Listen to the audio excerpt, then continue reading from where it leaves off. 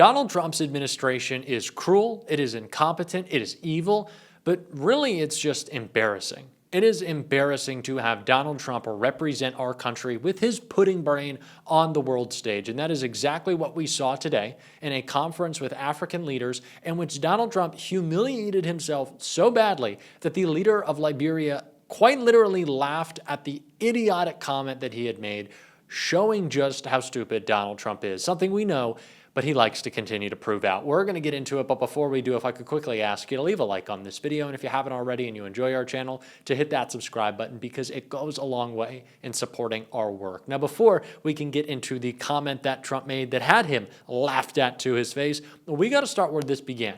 The conference with a couple of questions, the first coming right here. Two Democratic senators now, Cory Booker and Alex Padilla, have a new bill out. They want to require CBP and ICE officers to have legible IDs, and they don't want CBP or ICE officers covering their faces. Would you ever sign that? Well, they wouldn't be saying that if they didn't hate our country, and they obviously do. I'm surprised that they would do it. Knowing a little bit about them, I don't know them well, but these officers are doing a tremendous job. They're great patriots. If you expose them because of statements like have been made by Democrats and others on the left, usually, mostly, I think probably exclusively, you put them in great danger, tremendous danger. And it's sort of funny when people picket in front of Columbia, in front of Harvard, and they have masks on, more than masks. I mean, you can't see anything. Nobody complains about that. But when a patriot who works for ICE or Border Patrol puts a mask on so that they won't recognize him and his family, so they can lead a little bit of a normal life after having worked so hard and so dangerously. There's a problem with that. So they have this is the problem with the Democrats. They have a lot of bad things going on in their heads. They've really become they've lost their confidence, number one, and they've become somewhat deranged. Donald Trump, who during the protests that he sicked his goons on in LA was tweeting that anyone wearing a mask should be arrested, now comes out against ICE officers having to ID themselves, which should just be the law. It is the law. You have to ID yourself. You have to say who you are. What is scariest about this somehow isn't even the fact that these ICE agents, these thugs, are kidnapping people off the street, but because they don't identify themselves and because people live in such fear in certain communities across the country, there are fake ICE agents out there. There are pretend. People are cosplaying. People are actually snatching people off the street, pretending that they're ICE agents. And no one knows. Because what's the difference between one masked person who won't tell you who they are and another masked person who won't tell you who they are? Donald Trump is making our country more dangerous because of the thugs he is sending out to intimidate. And that is no surprise, because all Donald Trump wants to do is pretend he's tough when in fact the opposite is true. And that's exactly what we saw when he was confronted about Ukraine. Sir, yesterday, you said that you were not sure who ordered the munitions halted to Ukraine. Have you since been able to figure that out? Well, I haven't thought about it because we're looking at Ukraine right now and munitions, but I have not gone into it. What does it say that such a big decision could be made inside your government without you knowing? I would know. If a decision was made, I will know. I'll be the first to know. In fact, most likely I'd give the order, but I haven't done that yet. Yeah, please. This is not a tough guy administration. And I think it's important to point out that Pete Hegseth deliberately went behind Donald Trump's back in pausing these shipments of weapons and munition to Ukraine. He did that because he just thought he could, because he knows Donald Trump is so out of it and cares so little and is so confused generally. We saw in that cabinet meeting yesterday, Donald Trump is like cheating off Pete Hegseth's answers, like moving the mic over and whispering questions to him to appear smarter when he got the answer that he didn't know. Basic questions, by the way.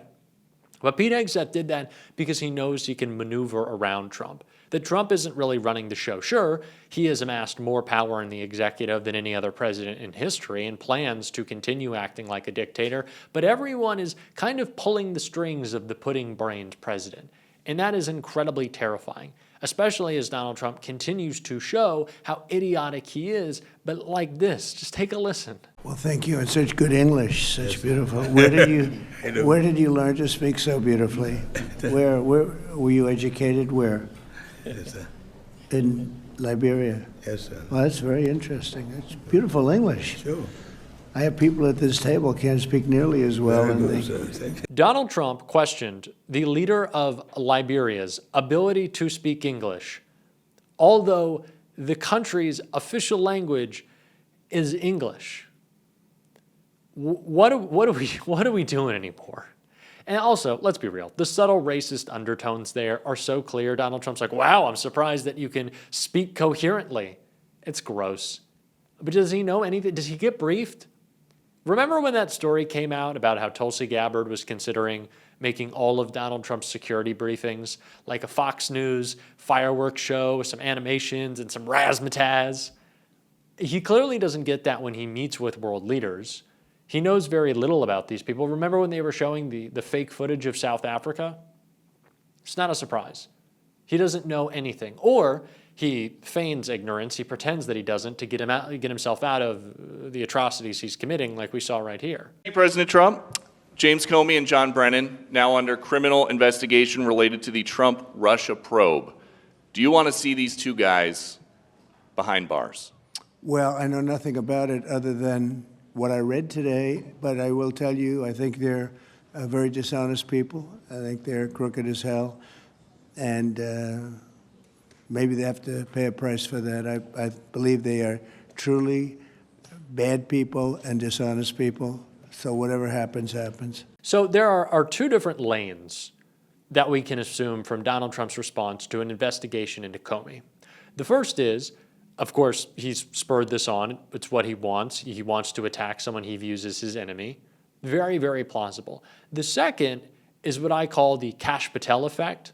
In Donald Trump's first administration, Kash Patel would go out of his way to try to impress Mr. Trump, right? He would try to take steps to make sure, even before Trump asked for something, he was doing it, right? He wasn't serving the American people, not doing his job in the administration. He was trying to serve Mr. Trump. We love you, Mr. Trump. So either Trump is sicked his goons on Comey, or they're just doing it to appease the president's petulant whims, which is probably more terrifying, to have a government operating around guessing what Donald Trump might want for his political enemies. That's very scary, very frightening.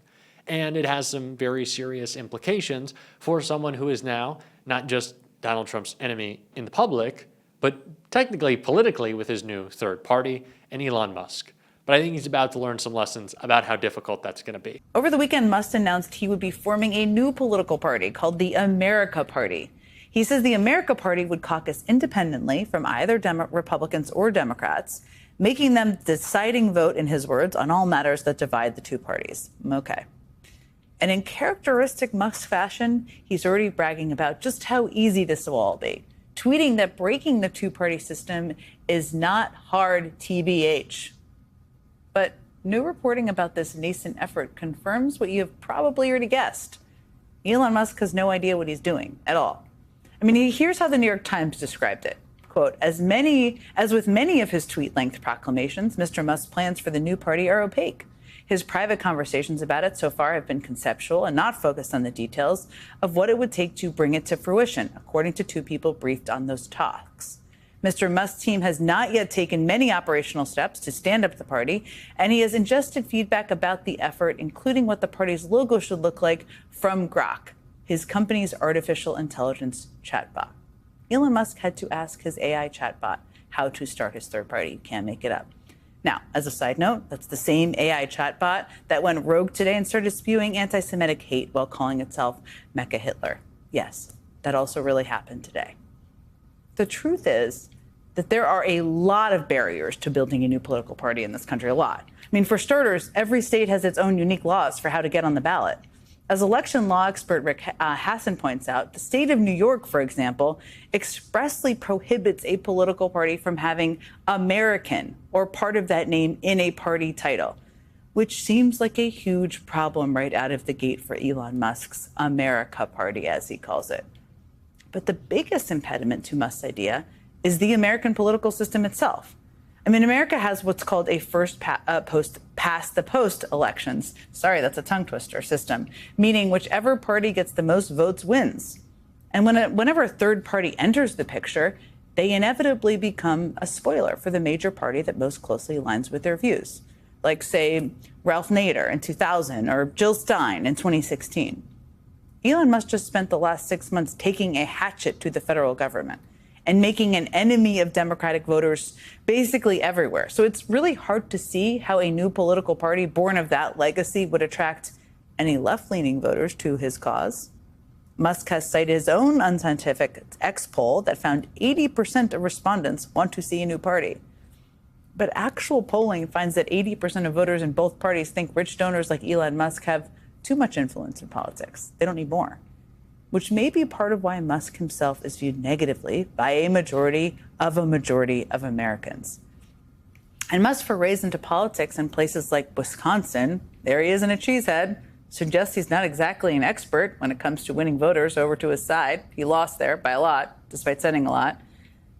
Now, none of this is to say that America's two-party political system is perfect. It's not, and should never be questioned. It should be. And that is exactly why there are places where they have done things a little bit differently. In fact, states like Alaska and Maine have adopted novel reforms like ranked choice voting, which experts say help empower minority parties and give voters more say in who they elect. And independent candidates like Bernie Sanders and Angus King have found ways to get elected by working with the major parties. But is Elon Musk actually interested in any of that? Does he want to empower voters or work with existing parties? Does he want a new party because his efforts to buy one of the two major parties hasn't worked out the way he thought it would? Maybe.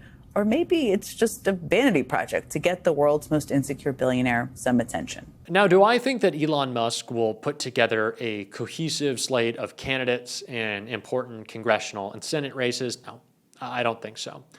Do I think that Elon might fund a couple of people to just muck it up and make some noise? Yeah. I think Elon cares a lot more about the PR, much like Donald Trump does, than actually the substance. And that's great. It's only going to hurt Trump. Even a point or two could swing some of the most important races around the country. So I say to Elon, go for it. The enemy of my enemy is my Elon, I guess. And we're going to have to learn to accept that. I'm not going to like it, but I'm not going to get in his way from screwing Trump. And we're going to continue to talk about it on this show. And if you want to stay updated, as always, you can hit that subscribe button, leave a like on this video, and if you stuck around to the end, drop a blue heart in the comments. And until next time, I'll see you soon.